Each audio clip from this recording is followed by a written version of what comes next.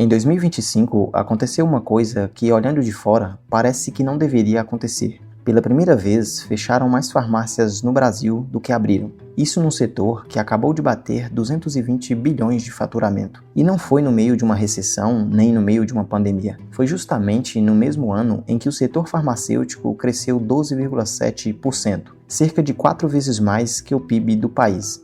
Se isso parece contraditório, é porque realmente parece. E esse é justamente o ponto. Farmácia talvez seja um dos negócios que mais gente acha que entende só porque já entrou em milhares delas. Mas entender por fora e entender como funciona por dentro são coisas bem diferentes.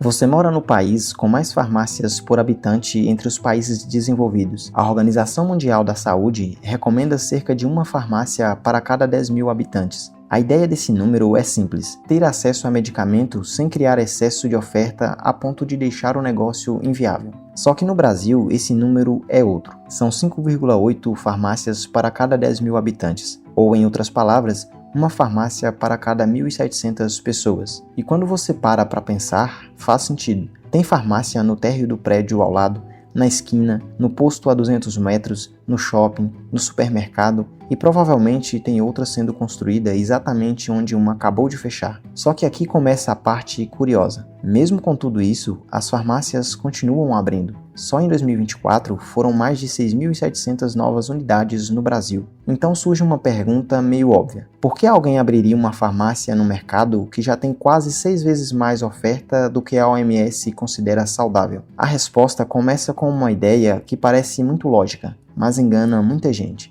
A ideia é mais ou menos assim: farmácia vende remédio. Remédio é essencial. E se é essencial, não sofre com crise. Então farmácia deve ser um negócio à prova de crise. E o mais interessante é que isso não está totalmente errado. O varejo farmacêutico brasileiro cresceu acima do PIB em todos os anos da última década. Em 2024, enquanto o PIB cresceu em torno de 3,2%, as farmácias cresceram 12,7%. Em termos de estabilidade, poucos setores chegaram perto. Só que tem um detalhe que muita gente não percebe antes de abrir uma farmácia, e às vezes nem depois que abre. O setor cresce, mas quem cresce dentro dele não é quem a maioria imagina. E antes da gente entrar em quanto ganha um dono de farmácia, você precisa entender uma coisa importante. Dono de farmácia não é uma categoria só. Na prática, são 3 negócios completamente diferentes usando o mesmo nome. O primeiro tipo é o que quase todo mundo imagina quando pensa em dono de farmácia. É aquela drogaria de bairro, independente, às vezes com o sobrenome da família na fachada. Não faz parte de rede, não tem poder de compra coletivo, não tem estrutura integrada de marketing e normalmente funciona muito no braço. O dono acorda às 7 horas, abre às 8, fecha às 10 horas e repete isso quase todo dia, porque se ele não estiver lá, muitas vezes não tem quem esteja. Para abrir um negócio desses, o investimento costuma ficar entre 120 mil a 300 mil reais. Aí entram equipamentos, reforma, estoque inicial e capital de giro para os primeiros 3 meses. Só que antes de abrir a porta, tem uma lista de coisas que precisam acontecer: alvará de vigilância sanitária, autorização de funcionamento da Anvisa, inscrição no Conselho Regional de Farmácia e um farmacêutico responsável técnico. E aqui tem um detalhe importante: a lei exige que esse profissional esteja presente fisicamente todo o horário de funcionamento. Esse modelo representa 56% de todas as farmácias do Brasil, mas responde por só 17% da receita total do setor. Guarda esse número porque ele vai voltar mais na frente. O segundo perfil entra por um caminho diferente: franquia. Nesse caso, o dono paga uma taxa de adesão, entre 15 mil e 50 mil reais, e em troca recebe marca, padrão visual, central de compras, sistema de gestão e apoio de marketing. Ele continua sendo dono, continua tendo risco, continua trabalhando bastante, mas não carrega tudo sozinho do jeito que o primeiro carrega. Para abrir uma operação dessas, o investimento fica entre 270 mil e 800 mil reais, com retorno projetado entre 24 e 36 meses. Para ter uma referência, uma rede regional de médio porte, como a rede Economize, projeta faturamento médio de 350 mil reais por mês em uma loja de 70 metros quadrados. E quando você olha o fechamento de lojas, a diferença chama a atenção. A taxa de mortalidade desse modelo é de 7%. Dados da IQVIA mostram que entre todas as farmácias que fecharam nos últimos 2 anos, franquias e redes associativistas representaram só 4% do total. As independentes representaram 86%, e existe um motivo bem específico para esse desequilíbrio. A gente já chega nele. O terceiro perfil é o menos óbvio dos três, é o dono da farmácia de manipulação. Aqui não se vende medicamento de prateleira. O que a farmácia faz é produzir fórmulas personalizadas a partir de receita médica. Na prática, é quase como ter um pequeno laboratório com uma farmácia na frente. Para abrir uma dessas, o investimento vai de 500 mil até 2 milhões de reais. Precisa de laboratório equipado, balança analítica, câmara de fluxo laminar, estufa, farmacêuticos especializados em manipulação, certificado de boas práticas de manipulação da Anvisa e um processo de licenciamento que pode levar de 6 a 12 meses. Dos três modelos, esse é o mais complexo e também é o que costuma ter a margem mais generosa. E o motivo disso não tem praticamente nada a ver com o remédio que ele vende. Mas antes de falar do que sobra no fim do mês, é importante olhar primeiro para o que entra, porque é justamente esse contraste que faz o resto fazer sentido. A IQVIA, que é a maior empresa de dados do setor farmacêutico do mundo, acompanha o faturamento médio dos diferentes perfis de farmácia do Brasil. E os números de 2023 foram esses. Uma drogaria independente de bairro faturou em média R$ 800 mil no ano, algo perto de R$ 67 mil por mês. Já uma farmácia afiliada à Abrafarma, associação que reúne as 29 maiores redes do país, com cerca de 11.200 lojas, faturou em média R$ 8,7 milhões por ano, ou 725 mil por mês. É o mesmo setor, muitas vezes a mesma rua, produtos parecidos, mas com uma diferença de 10 vezes no faturamento médio por loja. E se você estiver pensando, mas as lojas das grandes redes são maiores. Sim, em muitos casos são, só que tamanho sozinho não explica uma diferença de 10 vezes. O que explica é outra coisa, o que cada modelo faz com o espaço que tem, ou mais especificamente, o que cada um entende que realmente está vendendo. Mas antes de chegar nisso, você precisa ver o que acontece quando esse faturamento encontra a conta. Agora que a gente viu o que entra, vamos ver o que sobra. Pega uma drogaria independente faturando R$ 100 mil por mês, um pouco acima da média. Uma farmácia que, olhando de fora, parece estar indo bem. A pergunta é, de cada R$ 100 que entram, quanto realmente fica? A primeira conta é o custo da mercadoria vendida, o CMV. Como uma farmácia independente normalmente não tem muito poder de negociação com distribuidoras, esse custo costuma ficar entre 62% e 68% do faturamento. Vamos usar R$ 65. Entraram R$ 100, sobraram R$ 35. Depois vem os impostos, ICMS, PIS, COFINS e ISS. Juntos, eles levam entre 10% e 13% do faturamento. Vamos colocar R$ 11,50. Agora sobraram R$ 23,50. Aí entra a folha de pagamento. Entre salários e encargos, normalmente vai de 8% a 12%. E aqui entra também o farmacêutico responsável técnico, que não é opcional. O salário médio nacional gira em torno de R$ 3.250, mas no caixa da empresa, isso costuma representar entre R$ 5 e R$ 7 mil por mês. Vamos tirar R$ 10, sobraram então R$ 13,50. Depois vem aluguel. Dependendo do ponto, fica entre 6% e 12%. E farmácia tem um problema. Ponto ruim praticamente não existe como modelo viável. Então vamos usar 8%. Saem R$ 8, sobram R$ 5,50. Aí vem taxa de cartão. Como no Brasil, a maior parte das compras em farmácia acontece no cartão, tira mais uns 1,5% a 2,5%. Vamos colocar R$ 2, sobram R$ 3,50. E ainda faltam energia, sistema de gestão obrigatório, manutenção, seguro, mais uns 2% a 3%. Tira R$ 2,50. No final, sobra R$ 1. É por isso que a margem líquida de uma farmácia independente costuma ficar entre 3% e 8%. Traduzindo, numa farmácia que fatura R$ 100 mil por mês, o lucro real costuma ficar entre 3 e 8 mil reais. E aqui a conta começa a ficar estranha. Você colocou R$ 200 mil para abrir o negócio, trabalha 14 horas por dia, lida com regulação sanitária, farmacêutico, estoque com validade, sistema de controle de medicamentos controlados enviado para a Anvisa a cada 7 dias e no fim do mês, o que sobra pode parecer o salário de um analista júnior numa empresa de médio porte. Só que antes de concluir se esse negócio faz sentido, tem uma coisa importante. O problema não está nos números, está na ideia que muita gente entra acreditando que farmácia ganha dinheiro vendendo remédio. Aqui está uma coisa que as farmácias mais lucrativas entenderam, e muita farmácia que hoje só sobrevive ainda não entendeu.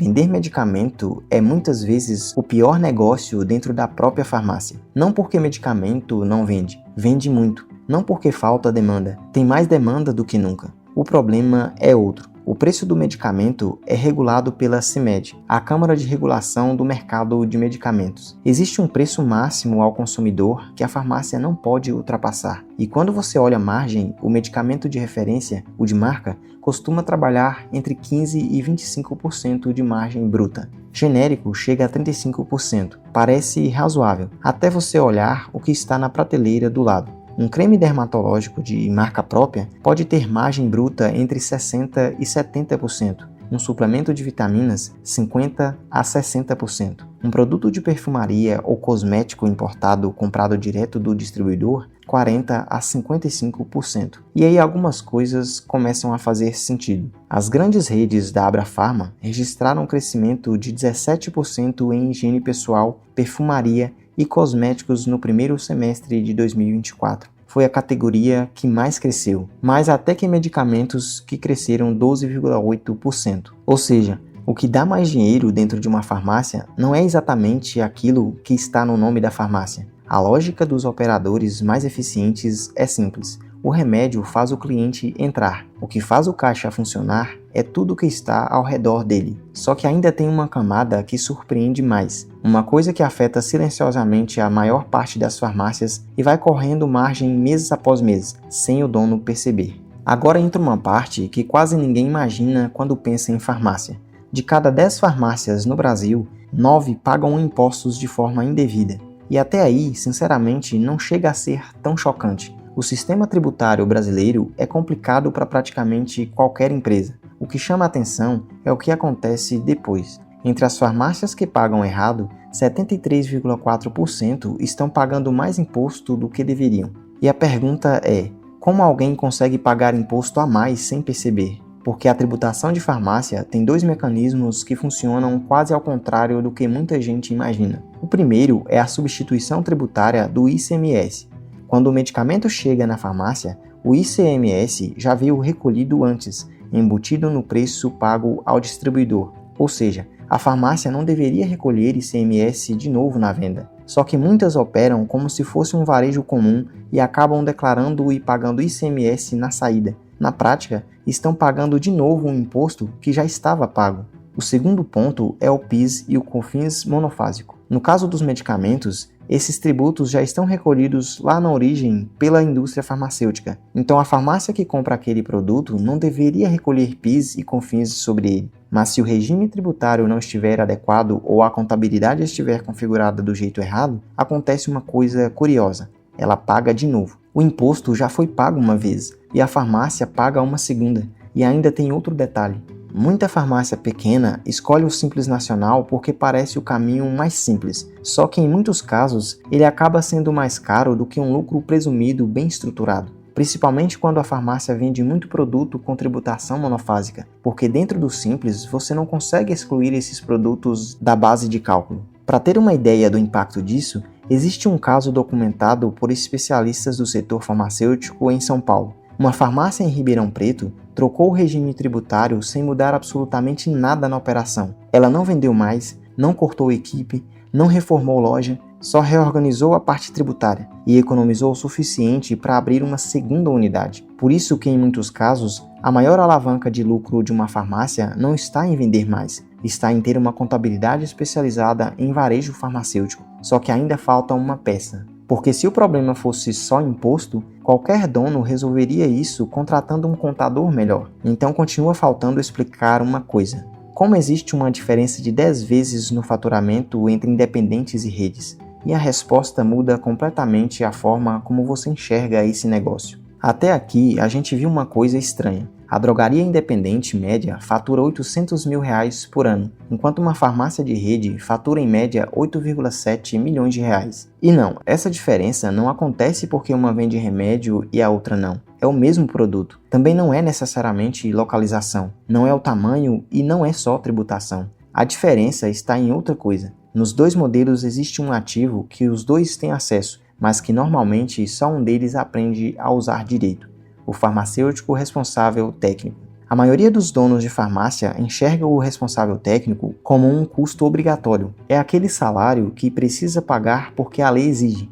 Mais encargos, mais um profissional no balcão liberando o medicamento para cumprir regra. Só que os operadores mais rentáveis começam a enxergar o farmacêutico de outro jeito. Eles perceberam que o farmacêutico é praticamente o único funcionário que a legislação brasileira permite transformar numa linha de receita com margem que pode chegar perto de 80%, os serviços clínicos. E isso ganhou ainda mais força depois da RDC 786 de 2023 da Anvisa. Ela ampliou os serviços que farmácias podem oferecer: exames de análises clínicas, aplicação de injetáveis, vacinação, aferição de pressão arterial, detecção de arboviroses e pequenos curativos. E o detalhe importante é esse: são serviços pagos diretamente dentro da farmácia. O custo normalmente fica concentrado no insumo e no tempo do profissional, ou seja, a estrutura já está lá. E isso não é teoria. Raia Drogasil, DPSP, Pague Menos e Panvel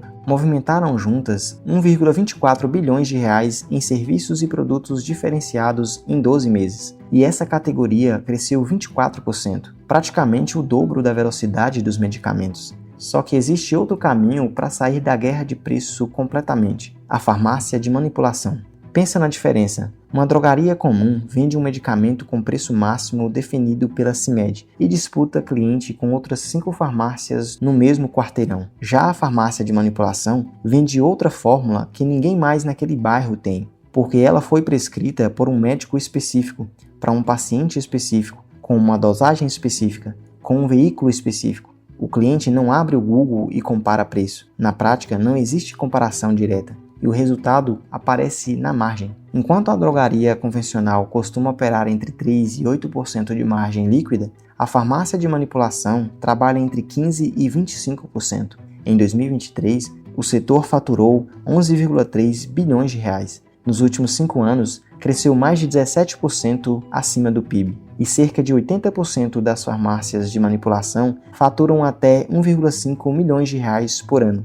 Ou seja, existem milhares de operações de porte médio com resultado por loja muito acima da drogaria tradicional. No fim, vender medicamento vira uma corrida de preço. Manipular medicamento é sair dessa corrida. Só que antes de parecer que já encontramos a resposta, ainda falta olhar uma coisa. Porque existe algo que consegue destruir qualquer um dos 3 modelos em questão de meses.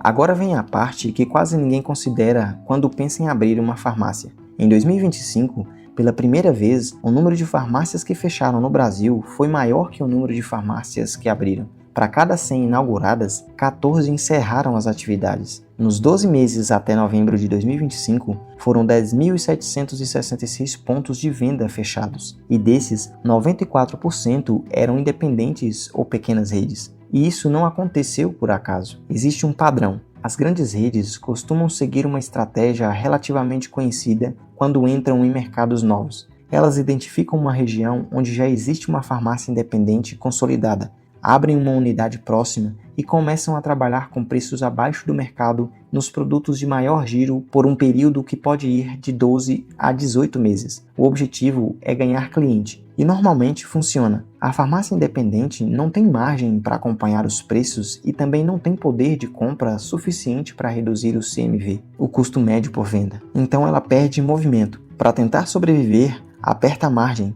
e, em muitos casos, acaba fechando. Depois disso, os preços voltam ao normal. Só que existe um risco que destrói ainda mais farmácia e quase nunca aparece quando alguém fala sobre esse negócio: o risco regulatório. A Anvisa aplica multas que vão de R$ 2.000 até 1,5 milhões de reais por infrações sanitárias. E uma das infrações mais comuns e mais sérias é a ausência do farmacêutico responsável técnico durante o horário de funcionamento. Porque na lógica da legislação sanitária brasileira, não precisa existir dano real ao consumidor para existir infração. O simples descumprimento da regra já pode gerar punição. Ou seja, o risco sanitário criado pela ausência do processo já é suficiente. E ainda tem outro ponto que muita gente descobre só depois que abre: o SNGPC, Sistema Nacional de Gerenciamento de Produtos Controlados. Ele exige que todas as movimentações de medicamentos controlados sejam enviadas eletronicamente em intervalos que vão de 1 a 7 dias. Se essa transmissão falhar ou apresentar inconsistência, a farmácia pode ser bloqueada. E quando o SNGPC bloqueia, a consequência é pesada. A farmácia fica impedida de vender medicamentos das listas A e B, benzodiazepínicos, opioides e antibióticos. Na prática, uma parte enorme do que vende. E ainda existe um problema que quase ninguém coloca na conta quando fala de investimento inicial: a rotatividade do farmacêutico responsável técnico. Quando o responsável técnico pede demissão, e isso acontece com frequência em operações que pagam o mínimo da categoria, começa o processo de substituição. Se a comunicação para a Anvisa não acontecer imediatamente, a operação fica irregular, e se levar alguns dias para encontrar outro profissional, os medicamentos controlados deixam de ser vendidos. Para um negócio que trabalha com margem líquida entre 3% e 8%, ficar parado por uma semana pode apagar o lucro de um trimestre inteiro. Mas afinal, quanto ganha um dono de farmácia? Depende de qual dos 3 negócios a gente está chamando de farmácia. O primeiro é a drogaria independente de bairro. Ela representa 56% das farmácias do Brasil, mas só 17% da receita do setor. Normalmente, ela fatura entre 60 e 120 mil reais por mês. Com margem líquida entre 3 e 8%, o que sobra no bolso do dono costuma ficar entre 3 e 9 mil reais por mês. Dá para ganhar mais? Sim, dá. Com gestão muito boa, ponto muito forte e um mix de produtos bem construídos, alguns conseguem chegar perto de 15 mil reais. Mas esse não é o cenário padrão, é exceção. Para entrar nesse jogo, o investimento inicial costuma ficar entre 120 mil e 300 mil reais. E o retorno, quando acontece, normalmente leva entre 24 e 48 meses, e nem todo mundo chega lá. Nos últimos 2 anos, 86% das farmácias que fecharam eram independentes. O segundo modelo é a farmácia de franquia de médio porte. Aqui o faturamento normalmente fica entre 150 mil e 500 mil reais por mês. Como existe poder de compra coletivo, o custo médio por venda vai de algo próximo de 65% para 60%. O marketing integrado ajuda a aumentar o ticket médio. Resultado: margem líquida entre 6% e 12%. Lucro mensal entre 15 mil e 50 mil reais, com retorno projetado entre 24 e 36 meses, e uma taxa de mortalidade de 7% contra 50% dos independentes. Já o terceiro modelo praticamente joga outro jogo, a farmácia de manipulação. Dependendo da escala e do nicho, dermatologia, longevidade, medicina esportiva, pediatria personalizada, o faturamento pode ir de 80 mil reais até 2 milhões de reais por mês. As fórmulas de manipulação costumam operar com margem bruta entre 60% e 70%. A margem líquida fica entre 15% e 25%. Para colocar em perspectiva, uma farmácia de manipulação faturando 500 mil reais por mês pode deixar entre 75 mil e 125 mil reais líquidos para o dono. Só que também exige outro nível de investimento, entre 500 mil reais e 2 milhões de reais para começar, e o retorno projetado é entre 30 e 48 meses. No fim, a diferença entre o primeiro e o terceiro perfil pode passar de 70 mil reais a 115 mil reais por mês. E o mais curioso é que eles não estão vendendo coisas tão diferentes. O que muda é como cada um entende o que realmente está vendendo dentro daquele negócio. Se fosse para resumir tudo o que vimos em um dado, seria esse. O Brasil tem mais de 93 mil farmácias, quase 50 mil são independentes, e essas 50 mil juntas representam só 17% da receita do setor. Enquanto isso, as 11.200 lojas das grandes redes, que são cerca de 12% do total, ficam com 47% de todo o faturamento. E talvez essa seja a virada de chave. A farmácia mais rentável do Brasil não funciona como uma farmácia tradicional, ela funciona como um hub de saúde. O remédio está na entrada porque sem remédio ninguém entra, mas a margem de verdade aparece em outras coisas, no cosmético ao lado, no serviço que o farmacêutico presta, na fórmula de manipulação que não existe em nenhum outro lugar. A farmácia que só vende remédio está entrando numa disputa que as grandes redes já aprenderam a jogar muito melhor. Já a farmácia que entendeu que o remédio é a porta e não o produto principal, está jogando outro jogo.